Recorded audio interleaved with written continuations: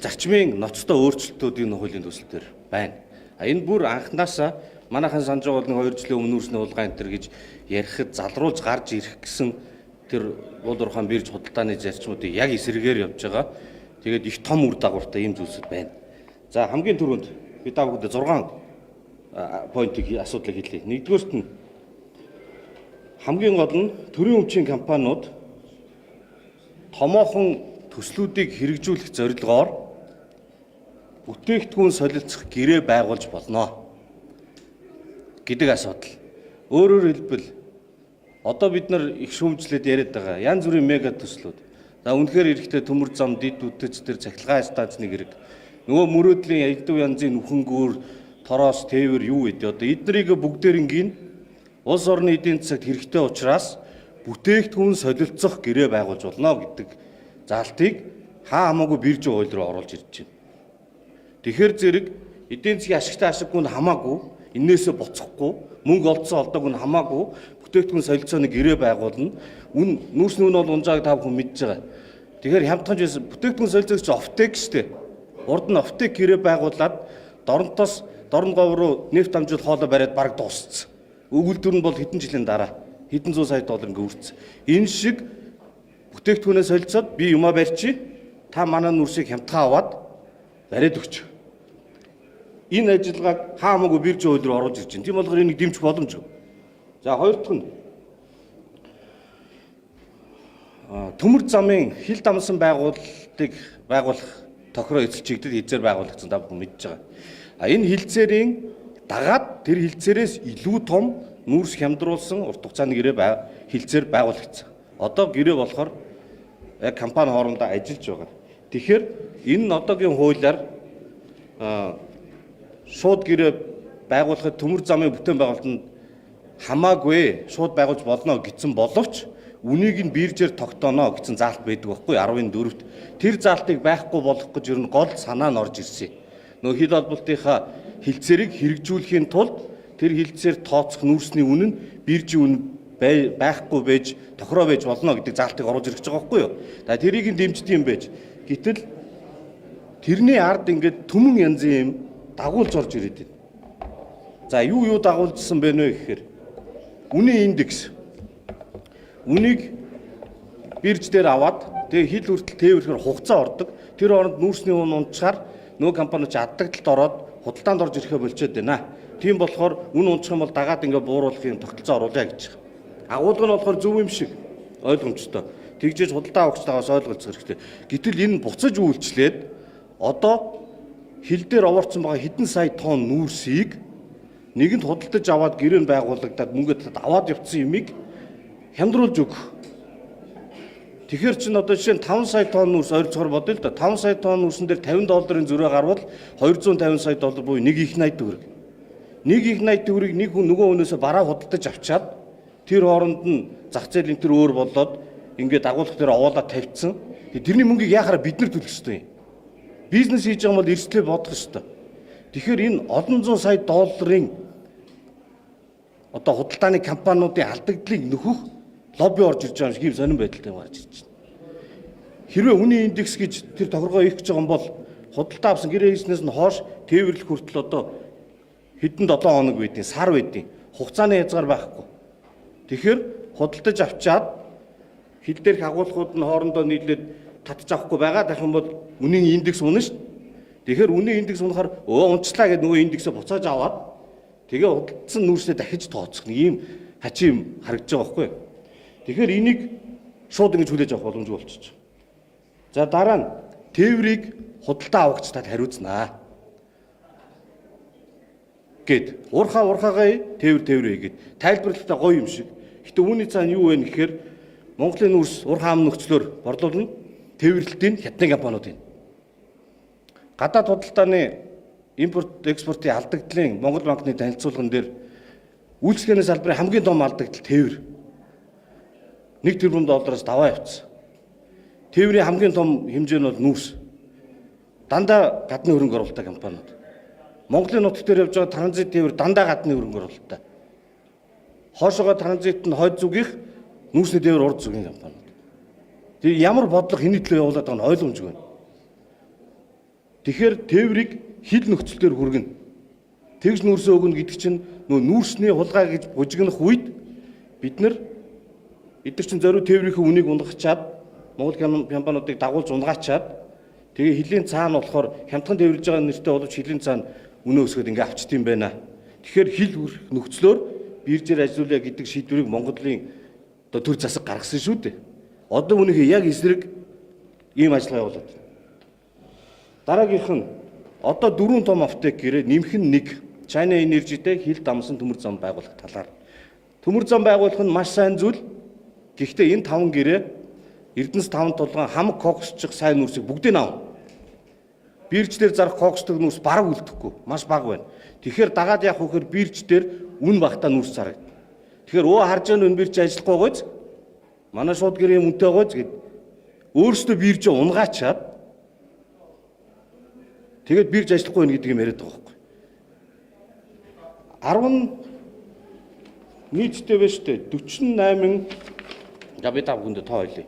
Өнгөрсөн хугацаанд 43 сая тонн уул уурхайн бүтээгдэхүүн 17 их найд төгрөгийн борлуулалтаагаар бирждээ зарагдсан байна. Одоо ажиллаж игснээс хойш. Энэ бол том мөнгө байхгүй юу? Бирж ажиллаж байгаа. Сайжруулах юм бол би сонгодог биржийн зарчмаар ажилтгүй гэдэг тийм. Тэгвэл энэ байхгүй гэсэн үг ерөөсөө биш. За тэгээ сүүлийнх нь асуудал нь болохоор цацраг өдөрт цөмийн энергийн тухай хуульд нэмэлт өөрчлөлт оруулаад тэнд бас нэг агентлаг газар мазрыг өөрчлөөд тэгээд цацраг өдөрт бодисыг бас алстаа ингээд биржийн худалдаа гэсэн нэг иймэрхүү юмнууд. Тэгэхээр ерөнхий агуулгаараа юу ярих гэж байна вэ гэхээр биржийн тухай хуульд оруулж ирэх нэмэлт өөрчлөлт бол бүгд найрамд хятад ард улстай байгуулсан хил дамнсан төмөр замын санхүүжилтийг олохын тулд энэ хуульд байсан саад буюу биржийн үнээр нүрсэд олсно гэдгийг арилгах зорилготой байсан юм. Анхных нь нөө хөнгөлтөө үн тохирсон шүү дээ засгийн газар хооронд. Гэтэл тэрийг дагуулад дивэн дэлхийн юм оруулж ирээд цацар цөмийн энергийн тухай хууль дээр тийм өөрчлөлт оруулна. Ерөөсөө төрийн өмчийн компани томоохон мега төсөл хэрэгжүүлэхийн тулд бүтээгдэхүүн солилцох гэрээ байгуулж болно. Одоо нэг юм бариад тэгээд нүрсээ ямдруулж өгөөд бүр амар юм болж. Ийм юмнууд орж ирсэн учраас энэ хуулийн төслийг хилцэх боломжгүй бөгөөд буцаах саналыг одоо тийм байр суурьтай байгаа. Тэгээ одоо яг хилцэх хэсэг нь хилцэгдэж байна. Улсын хурлын нөгөө гишүүдийн тоо олон болоод хугацааны дэгийн ийм гормын өөрчлөлт орсон учраас нэр өгсөн хүмүүс ингээд ирцээрээ хойш шидэгчдэг. Тийм болохоор хугацаа үлдсэнгүй. Ямар ч энэ асуудлуудыг бол хэлэх ёстой хэвлэлийнхэндээ хандж хэлж байгаамаа. За та бүхэн асуулт байвал хариулах байлгүй. Юу ч ингэж юм яаралтай гэдэг нэрийг удаа наагаад чухал асуудал яг үүнээр надад хэлсэн хараа болоод ирж байна. Тэгэхээр одоо хоёр засгийн газрын хэлцээ гэдэг мянгыг одоо яаж байгаа юм те. Бидний асуудал яриад байна. Хаалтай гэдэг зүйлийн цаана яаралтай гэдэг зүйлийн цаана маш олон юм одоо хурал хэсэг хүмүүсийн ашигын төлөөх юм зүйлүүд яваад байна. Энийг юу яасан? Би танд хоёр зүйл хэлье гэж бодож байна. За нэгдүгээрт нь яаралтай гормоор гэдэг зүйл маш их орж ирж байна. Өчигдөр энэ нөгөө иргэд цахим талбараар санал гомдол гаргадаг шүү дээ, өргөдөл гаргадаг ди парламент. Тэрийг яаж сайжруулах вэ бид нар хилцүүлэг хийсэн. Тэр дээр хэлсэн хамгийн гол одоо санаануудын нэг нь бол олон нийтээр хилцүүлэхгүй байна. Мэргэжлийн хүрээдэл хилцэхгүй байна. Өнгөрсөн хугацаанд 45 хууль яаралтай гормоор орж ирсэн байна. Тэгээд тайлбар нь болохоор нөгөө эдийн засаг тийм одоо эдийн засаг нийгмийн одоо юу лээ томьёол нэм яралтай хийх арга хэмжээ бол яралтай оруулж ирж болно гэсэн утгатай. Тэгээд тэр нэг тийм ерөнхий байхгүй бүх юм л эдийн засаг нийгэмд нөлөөтэй шүү дээ. Уг нь бол яралтай горим гэдэг чинь тийм аюул осол болох гээд дайн дажин болсон гал төмөр болцоод юм идэхгүй тийм яралтай үед хийх ёстой зүйл. Тэгэхээр энийг тодтогч одоо холбогд хуулиуд өөрчлөлт оруулах шаардлагатай юм байна. Тэгэхгүй бол ерөөсөө л яралтай гэж юм оруулж ирээл тэгэл бит бад гэж явцдаг. Нөгөө бирж хил холболтын төмөр замыг ажилуулахын тулд жижигхэн засвар руу нэгсэн чинь бөөр том юм орж ирээд бүх янз бүрийн мега төслүүдэд бүтээгдэхүүнээрээ солих юм игээл явчихна гэсэн ийм юмнууд орж ирээд байгаа байхгүй юу. Тэгэхээр тэр яралтай гормоор гэдэг юм улсын хурлын дараач бас яриад л за энэ дээр яриад л лээ. Гишүүч бас яриад л. Тэрийг бол өөрчлөх хэрэгтэй байна. Хоёр дахь нь юу лээ даа? Болцсон дээ. Тийм мят холбоо. За тэр бол ерөнхийдөө ийм ер нь бол одоо бид нар Монгол хөрөнгө оруулалт хэрэгтэй. Монгол төмөр зам хэрэгтэй. Хил холболтын төмөр замыг бүгдээрээ дэмжсэн. Монгол шатун хэрэгтэй. Онгоцны түлш хэрэгтэй. Монгол 3 дахь хөрш хэрэгтэй. Ураны олборлолтыг байгаль орчны хяналтаа тавиад хийж чадчих болж байна. Цөмийн одоо хаяг маяг бослохгүйгээр. Монгол Рио Тинто шиг том уулуурхаа хэрэгтэй. Тэгэхдээ эднэрийг дагаад дандаа нэг ийм шантаажлсан дарамтлсан юмнууд орж ирээд менежментийн төлбөрч шиг тэр нөгөө роялти ашигт малтмын нөөцийн төлбөрөөсөө өндөр байдаг. Иймэрхүү жишг бид нарт тогтцоод байна. Би яагаад хэлж байгаа нөхөр оюутлогууд дээр тэр менежмент төлбөргээ том юм байд. Орооноо дээр бас тийм ороод ирсэн. Роялтиг нь багасгаж байгаа гэж хэлчингүүтээ нөгөө талаа менежмент төлбөр 3% тавьчихсан. Тэгээ өчигдрийн тэр шатууны юм дээр ч гэсэндээ. Тэгээд шатуунаа л нийлүүлэх л дээ. Яахаараа тэр дид үтсийн менежментийг хийх гэдэг. Одоо ингээд нүүрсч бай, альч бай салбар дээр бид нар ямар нэгэн гадаадын хөрөнгө оруулагч байна, худалдаа авахч байна, хамтарч ажиллахдаа тийм элдв янзын менежментжүүлэгдэж хүн амт мөнгө төлмөөргүй байна. Монголчууд ч хийж чадах юм хангалттай хийж чадна. Одоо апотекэр олон бага учраас их хэмжээний нөөц хамгийн чанартай гэсэн нөөцнүүдийг аваад чанаргүй нөөцнүүд бирж одоо хэмжээ гэж байна. Үүнтэй холбоотойгоор энэ юм хийх оруулж хийж тайлбарлаж байна.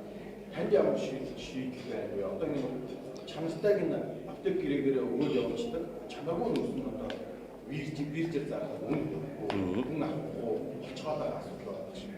Тийм учраас хил холболтын асуудал улсын хурал дээр ярихад эдийн засгийн байнгын орон дээр болон чуулган дээр би зарчмын зөрүүдэд санал гаргаад энэ том гэрээ байгуулахдаа коксчих, сул коксчих, эрчим хүчний 3 төрлийн нүүрсийн уурхаагаас ямар харьцаагаар гарч ирэх төлөвлөгөөнийх нь дагуу гурвангийн авах ёстой шүү гэдэг чиглэлийг санал болгоод азар гişүүд дэмжиж одоо гэрээ байгуулахдаа тэрийг мөрдөг болох ёстой.